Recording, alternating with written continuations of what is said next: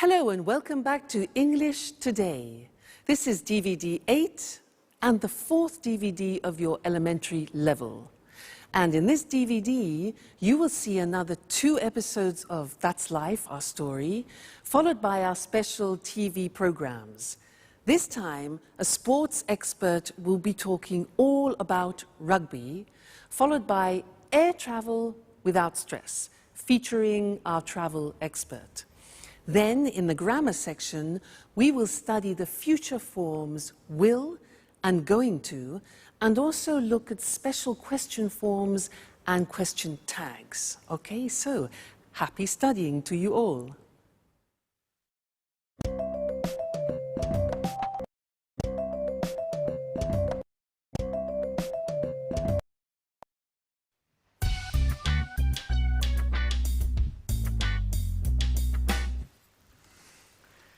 How does this scarf suit me, Anne? Oh, very well. You look fine. Really? I'm not sure. Look, maybe this one looks better? Don't panic, Peter. Everything is going to be all right tonight. I don't know. Actually, I have a sore throat. And I'm losing my voice. I'll sing badly tonight. I'm sure of it. Come on, Peter. You will sing very well. You are a professional singer. Don't forget it. Well, I'm going to have some tea. Would you like some? Thank you, Anne. I would really like a cup of tea, if it's not too much trouble. No, not at all. I'll just add some water to the pot. A cup of tea and my chocolate cake will keep your mind off the musical for 5 minutes at least. Shall I give you a hand? Oh, yes, thanks. Here is the cake.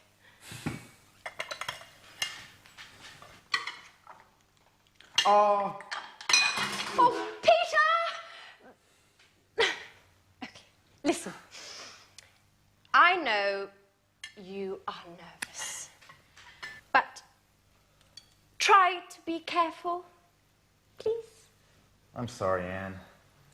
Listen, how do you think the musical will go? I think it will go very well. Grease is considered a classic musical. It's successful, entertaining. There will be loads of people clapping. Do you really think so? Sure I do. Hey, Peter, what time does the show start? At 9 o'clock.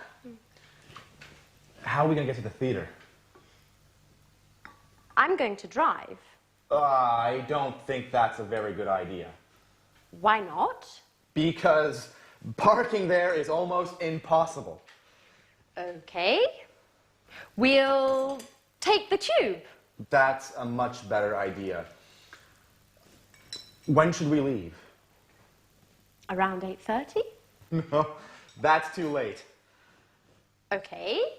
We'll leave earlier. Oh, I'm so sorry, Anne. Oh, Peter! You're hopeless. Okay, listen. I think you need to relax a bit. Why don't you go and take a nap? I can't sleep. I'm too nervous. Okay. Why don't you rehearse your part again? I can't. I can't remember anything. Okay. Go wherever you want. Just, please, leave me alone. Please.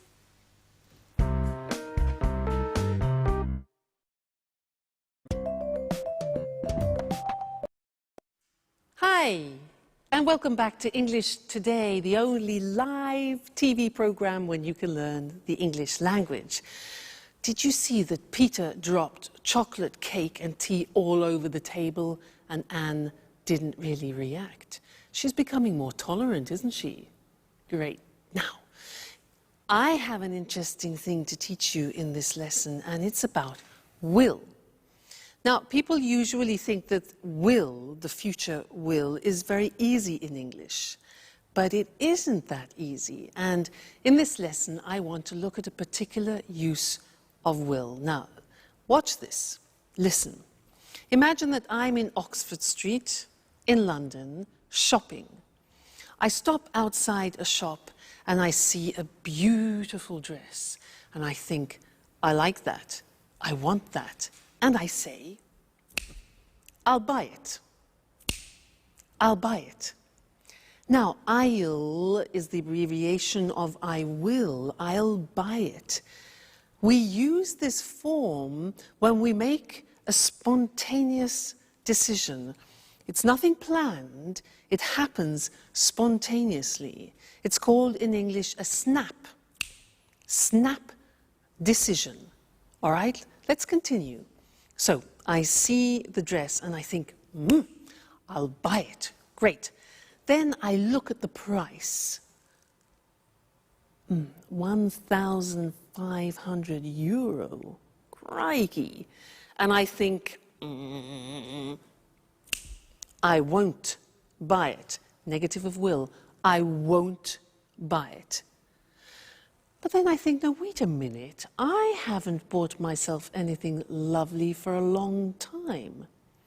Maybe my boyfriend can help me. So I decide, I'll buy it. I go into the shop, I talk to the shop assistant and I say, that dress, I like that dress, can I try it? She says, yeah, sure. So I put it on, look at myself in the mirror and think, fantastic. I'll take it. So I go to the shop assistant and I say, I'll take it. She says, fine, madam. How would you like to pay? How would I like to pay? Cash? Must be joking. Cash, 1,500 euros, cash. No. Credit card, yes, exactly. I'll pay by credit card, okay? I'll pay by credit card. So, in my bag, here's my bag. Oh no, I left my credit card at home. What shall I do? Yeah, good. I'll come back tomorrow. I'll come back tomorrow, okay? And she says, that's fine, madam, that's fine, don't worry. She says, yeah, I'll put it aside for you, madam. I'll put it aside. And I'll say, great, thank you so much. Don't worry, I'll definitely come back tomorrow. Okay, now, all those were examples of snap decisions, spontaneous decisions, and that happens many times in a day. So, let's look at the form together. We have I will contracted to become I'll. Look at the examples. I'll try it. I'll take it. I'll pay by credit card. I'll put it aside for you. I'll make a bowl of pasta. And I'll come back later. So, snap, spontaneous decisions. I'll. All right? Now, the negative form we mentioned before, you heard me with the money, is won't. Be careful with the pronunciation. It's not want, it's won't. So the example is, I won't buy it. Or, I won't pay by cash. All right? So, will, won't. You can also ask a question in this situation of a snap decision, and you can say, shall I? Now that's a big change, because will in the question form becomes shall. So we say, shall I make a bowl of pasta? Or shall I help you? All right, that's the question form. So, I'll do it. I won't do it. Shall I do it? So those are snap decisions, very useful, very important, and not many people remember that use of will. Great. Let's go back and see how Peter's feeling, and then I'll see you later. I'll see you later. Bye.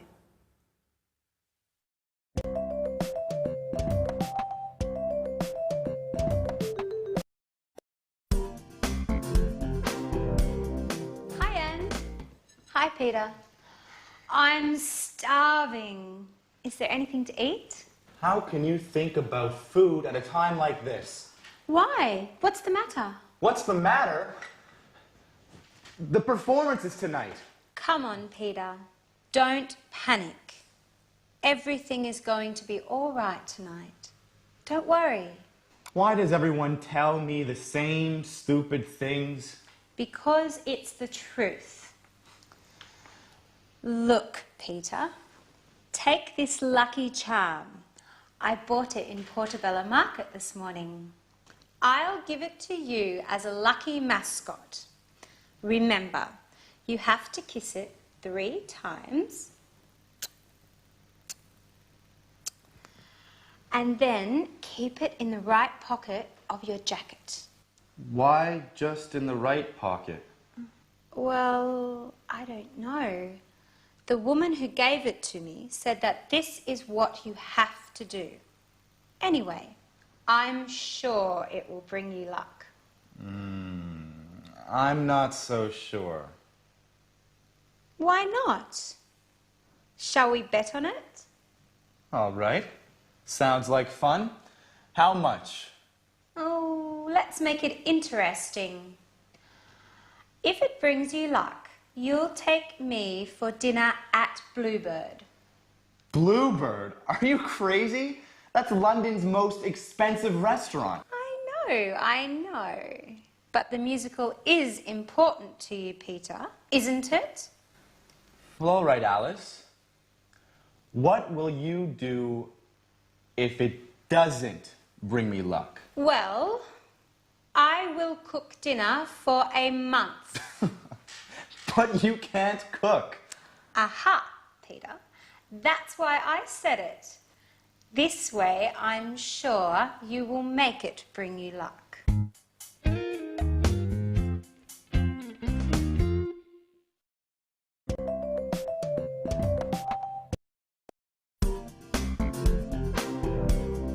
Hi, Anne.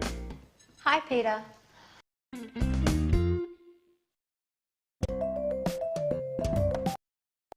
Hello again and welcome back.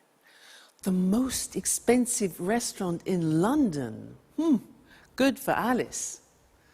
Now, in this lesson, I want to look at the future again, but at a new form of the future, and it's the form going to. And in the episode, we heard Anne say, everything's going to be all right. So I want to look at that form with you now. And to illustrate it, I want to tell you about something wonderful that happened to me. I've just won, in fact, 20,000 euro. And I have to decide what to do with this money. And I have a few intentions, so let me tell you about them. Firstly, I'm going to relax for a few days in a spa, hopefully with my boyfriend. Relax in a spa, hot water, you know, wonderful. Then I'm going to visit some old friends in Canada that I haven't seen for a long time, so that's good. Then what? Yes, then a dream. I'm going to travel around Turkey, and I'm going to go in a hot air balloon over Cappadocia. Fabulous. Then what? I'm going to organize a surprise holiday for my parents in Egypt. Another thing, let's see, another intention that I have. Oh yes, I'm going to buy another double bass for my boyfriend because You know, it's an expensive instrument and he needs it for his work. So I'm going to buy that. Then what? Oh, yes, I'm going to buy another Jack Russell Terrier to keep Suki companion. And the last thing, well, I think I'm going to put the rest in the bank. All right? Now, I was explaining to you my intentions for the future. And when you do that in English, you use a particular form in the future, and it's going to. Let's look at that on the screen.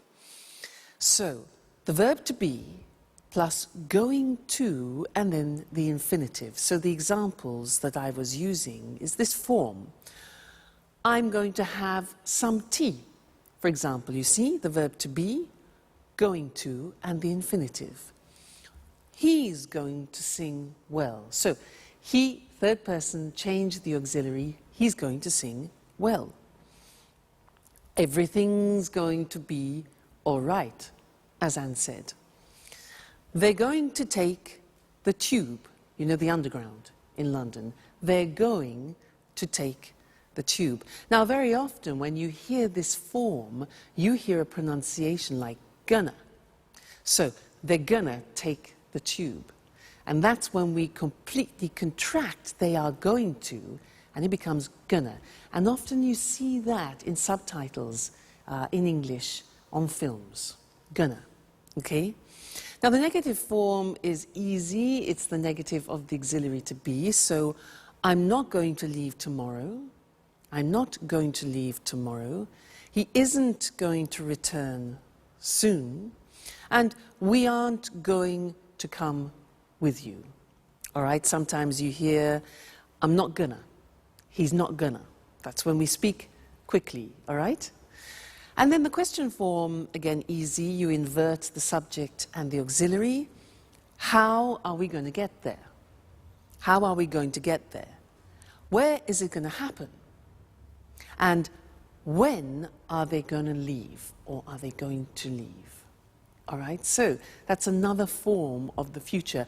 And you can see slowly that the English future is quite interesting and quite complex. So when you want to talk about your intentions, you use going to.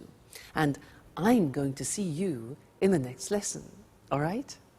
Bye for now.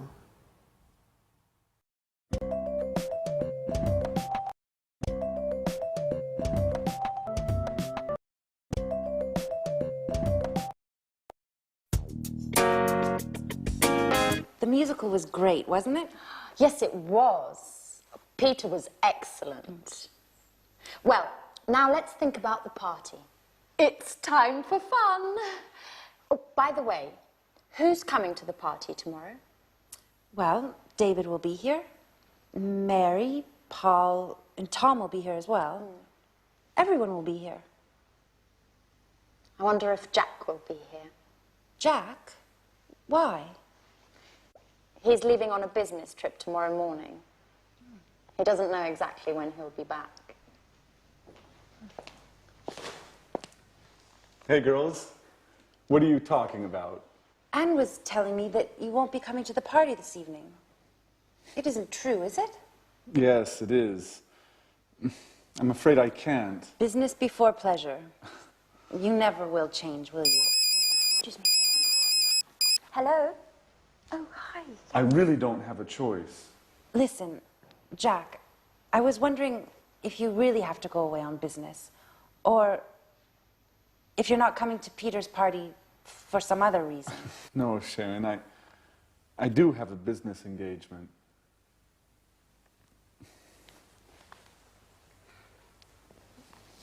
Anyway, since you asked, I'll tell you. There's more. I'm jealous of Peter.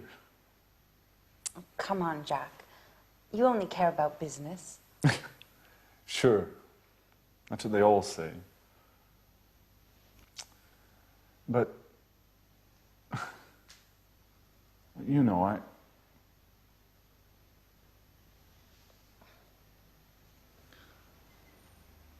I'm interested in you.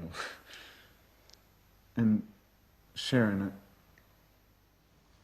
are you really interested in me?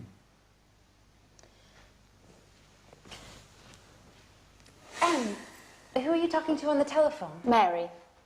She wanted to know what time the party's going to start. I think it will start at about 9 o'clock, won't it? Well, girls, I have to go finish my presentation. See you later. Bye.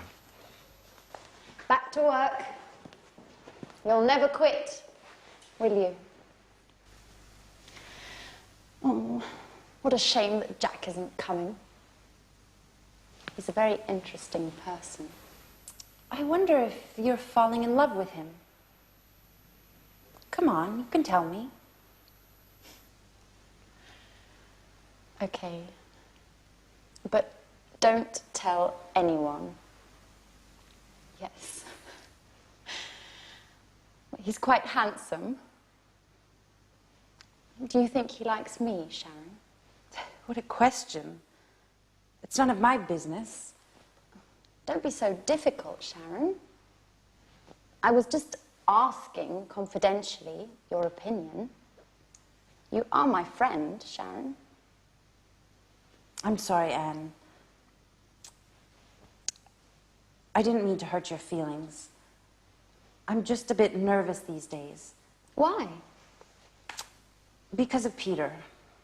We're having some problems. I'm sorry, Anne, but I don't want to talk about that.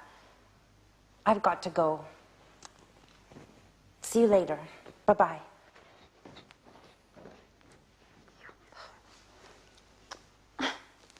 Oh, Jack, you're always so messy. You leave your things everywhere. But what's this in the pocket? What? It's Jack and Sharon. And he's kissing her. Oh my God. Now I understand everything.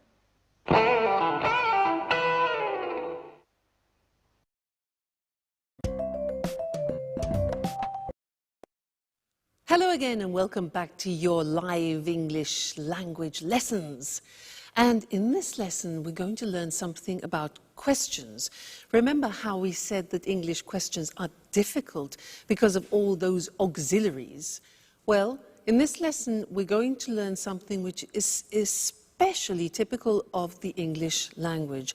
They're called question tags. Now, let me give you an example of a question tag. She's unhappy, isn't she? Let's look at that. So, she's unhappy, isn't she? Strange, hey? She's unhappy, isn't she? Now, it's not really a question asking you for information. It's more a question asking for confirmation, whether you agree. And usually the people agree. So, she's unhappy, isn't she? Yes, she is. Look at the construction. She's unhappy is in the positive form. And then we have the tag, it's called the question tag after, in the verb to be, but in the negative question form. She's unhappy, isn't she? This is very common in English and not common in other languages because other languages usually use no. For example, she's unhappy. No. We repeat the verb. And because it's complicated now, let's go to the screen and see some more examples of that, okay? So, she's upset is like she's unhappy.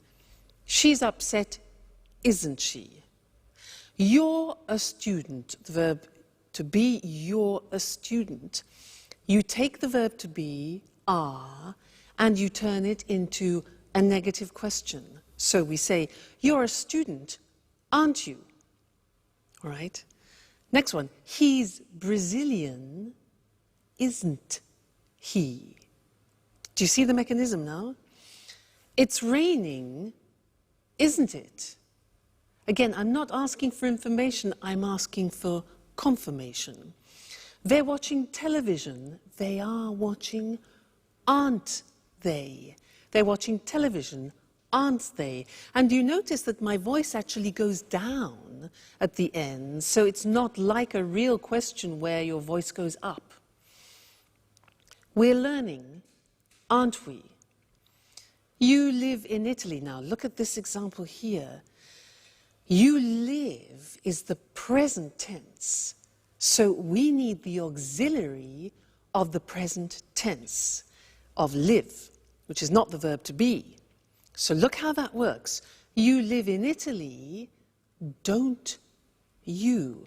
Negative don't. Auxiliary is do in the negative don't you. Interesting, hey? You live in Italy, don't you? If we change that into the third person, it becomes she likes English. What's the auxiliary? Exactly, does. In the negative, doesn't she? So she likes English, doesn't she? And the last example, they work at home, don't they? They work at home, don't they? All right, so it's not easy. You have to keep in mind the auxiliaries all the time. What happens if we begin with a negative sentence? For example, you aren't American. Well, then we use a positive tag. So, you aren't American, are you? Okay, aren't, are. She isn't a teacher. Is she? Negative, positive. He isn't watching TV, is he? They aren't playing today, are they? Let's change to the present tense. You don't play tennis, do you? We use the auxiliary do you? Question form. It doesn't work, does it? Third person. She doesn't like him, does she? And they don't come often, do they? Now, you're probably thinking, God, that's really difficult. And it's not easy. It takes a lot of practice. But when you know your auxiliaries well, it becomes easier and easier. Okay, so don't worry, slowly but surely, as we say. Now let's turn to that's life, and our friends are having a party. Let's go and join them. Bye.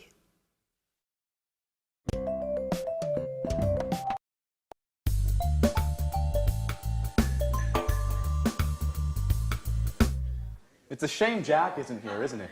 Yes, it's just not the same without him, is it?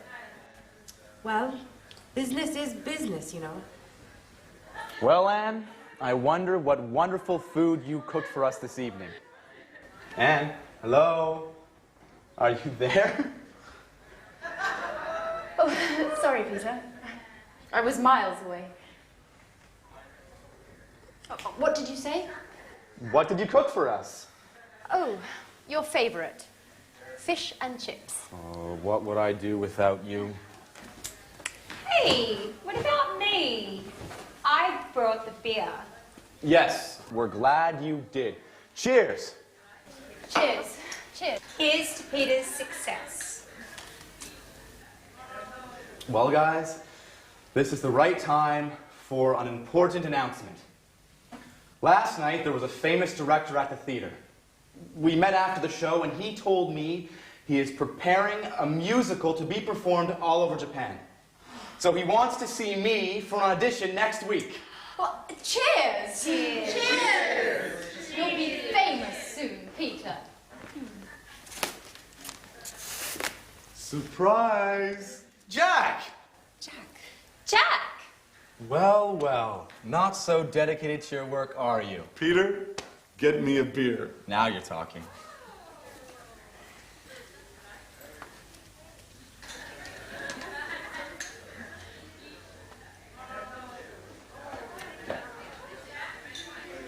Hi, Anne. Is everything okay? Yes. No, Jack. Oh, everything's fine. It was just really a surprise to me.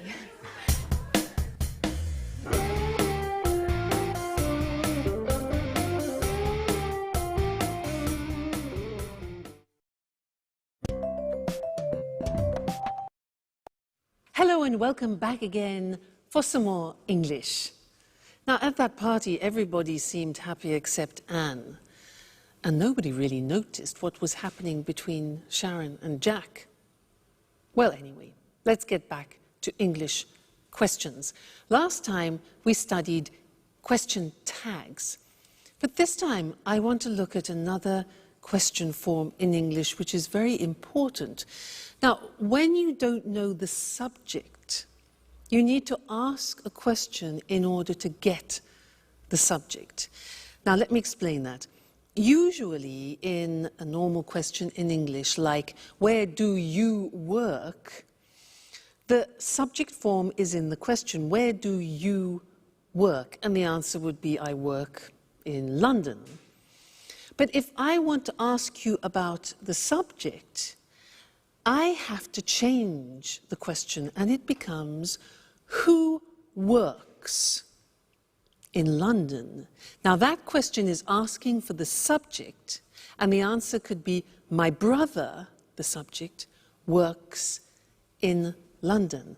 Now the good thing is we eliminate the auxiliaries do and does. Yahoo! I can hear you say. Let's do some examples before we go to the screen, okay? Now, I'll ask you some questions. For example, who likes English? Notice that there's the S on the verb because who is considered a third person. Who likes English? I do. You do, for example, all right? Who lives in igloos? Now, give me the subject. Who lives in igloos? Yeah, exactly. Eskimos live in igloos, all right? You give me the subject. Now, answer this one. Who cultivates rice? Who cultivates rice? Yeah? The Chinese, the Italians, Southeast Asian countries. Okay, good. Next one. Who sings musicals in That's Life? Exactly. Jack sings musicals. Great. Who wants to be an artist? I'm asking you for the subject. Who wants to be an artist? Yeah, Alice does. Alice wants to be an artist. And who likes Jack? Well, Sharon does. Anne does, and so does Alice. He's a lucky man. All right, now let's go to the screen and see those written because it's unusual for you now to learn a question with no auxiliary. So, what happens is you have the word who, which is the question word, and you eliminate the auxiliary. If you look at the first example, which is the typical question, who do you live with? You're asking for the object. And the answer could be your family, for example. Who do you live with? The subject is you. You ask for the object. But who lives with you? You are asking for the subject. And the answer could be my family. Okay? Let's look at some more examples. No auxiliary. So, who works in an office? He does. Who likes English? We do. Who lives in igloos? Eskimos live in igloos. Who cultivates rice? The Italians, the Chinese. Who understands Russian? I don't. Do you? Who sings musicals? Peter does. Who wants to be an artist? Alice. And who likes Jack? We all do. Okay, so very interesting this, and we will look at it again in the future. But remember, this is one occasion, the only occasion where you don't need auxiliaries in the question form when you're asking for the subject. So, who understands this? We do. Okay. So I'll see you again soon. Take care. Bye.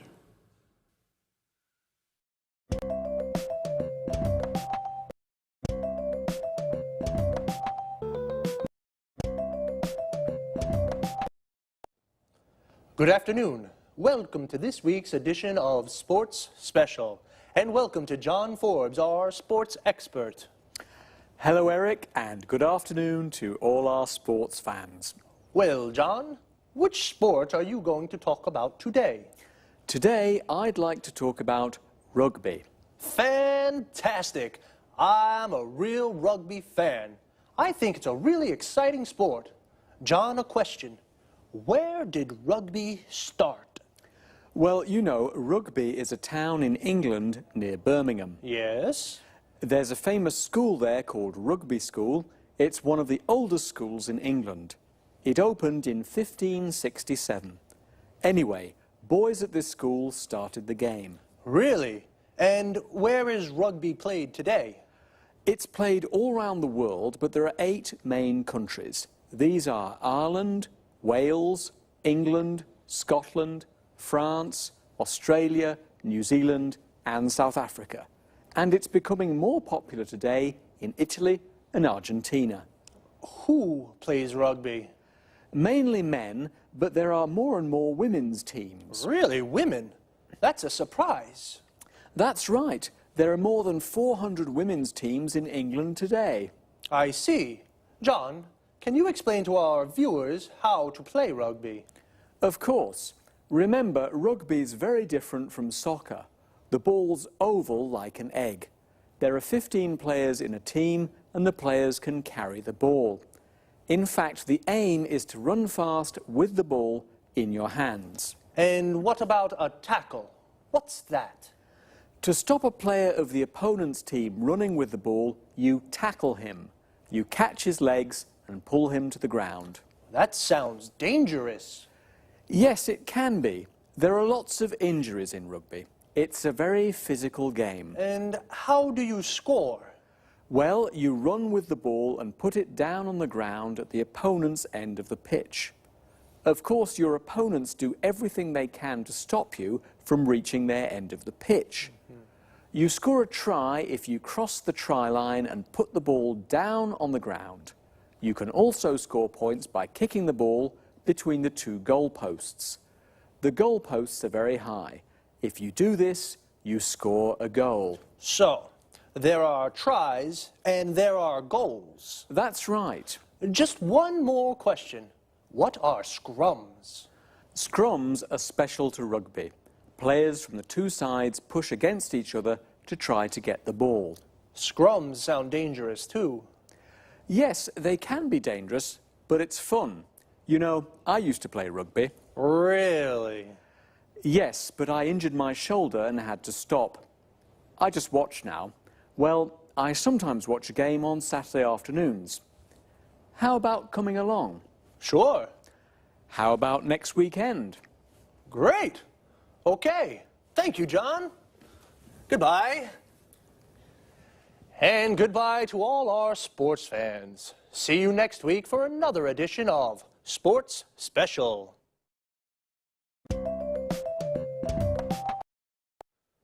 So, like in football, the group of players that play rugby together is called a team.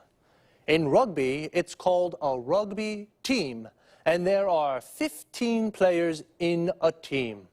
The players are called rugby players. Where do they play? On a rugby pitch. We also say a football pitch, which is where football players play football, and a cricket pitch, where cricket players play cricket. When we go to watch a rugby match, we go to a rugby ground. Well, as John said, rugby can be dangerous. In fact, there are lots of injuries in rugby. An injury is when you hurt or damage a part of the body. If a player has a serious injury, then he cannot play. To injure is a regular verb. For example, if you break your arm, you say, "I injured my arm." Why is rugby so dangerous? Well, it's a very physical sport. This means you use your body a lot, and there is a lot of contact with the other players. When a player tackles, he stops a player from the other team by pulling him to the ground. This is called a tackle. To tackle is the verb. The aim of a tackle is to get the ball. You can tackle in football too, but you can only use your feet to get the ball. In rugby, you use your whole body. What about a scrum? This is a term specific to rugby. A scrum is when all the players push against each other to get the ball. As John explained, in rugby, there are two different ways of scoring. To score means to win a point for your team. You score a try when the ball touches the ground. You score a goal when you kick the ball between the two goal posts. Well, sports fans, that's all we have time for today. See you next time.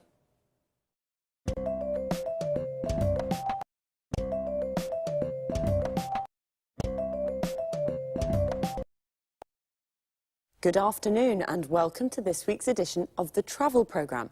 And of course, welcome to Christine Oteng, our travel expert. Hello, Lucy. Well, Christine, do you know that one of the main causes of stress in the West is air travel, according to research from the University of Illinois in the USA? You know, that doesn't surprise me. Air travel can be a very stressful experience. It seems that a lot of people start to feel nervous in the travel agency when they're buying the ticket or when they're buying the ticket online at home. Really? Well, why don't we give our viewers some advice on how to reduce that stress and enjoy air travel more? Sure. Just follow a few simple rules and you'll fly without any stress at all. The first rule, don't arrive at the airport late. Oops, I always arrive late. That's not a good idea. For a start, if you arrive at the airport early, you have plenty of time to check in. You can go straight through passport control and the security check. Then you have plenty of time to relax. You can do some shopping, have a drink, read a magazine or a book, all stress-free without worrying about missing the flight. You're right, Christine. It's important to arrive at the airport with plenty of time to spare. And what else can I do to make air travel less stressful? Well, another cause of stress is the amount of luggage that we take with us. We always take too much. Listen, don't take more than 20 kilos and only take one suitcase. Check the weight before you leave home and relax at the check-in. There's no need now to worry about excess baggage charges. It's always relaxing to save money. Definitely. And one last thing on the topic of luggage. Yes? Hand luggage. Take one small bag and don't put too much in it. Remember, you'll have to carry this around the airport. Good advice. You know, many people have a fear of flying. These people become nervous when the plane takes off and lands. Of course, I understand that people may feel nervous at these moments. They should remember that flying is the safest way to travel. So, relax and enjoy the flight. And you shouldn't look out the windows too much. Why not? Clouds are relaxing. But if you do feel nervous, you could try taking a tranquilizer. If you have a real fear of flying, they can help you relax. Don't take too many, though. Of course not. And try closing your eyes as the plane takes off and lands. Think of the beautiful place you're going to or the wonderful holiday you just had. Well, how to enjoy stress-free air travel. Don't arrive at the airport late. Don't take too much luggage. After passport control and the security check, relax with a drink and something interesting to read. Or perhaps do some shopping. And once you're on the plane, remember that flying is the safest way to travel. So thanks, Christine, for this very useful advice, and goodbye. Goodbye, Lucy, and safe travelling. See you soon with another edition of the Travel Programme. Goodbye.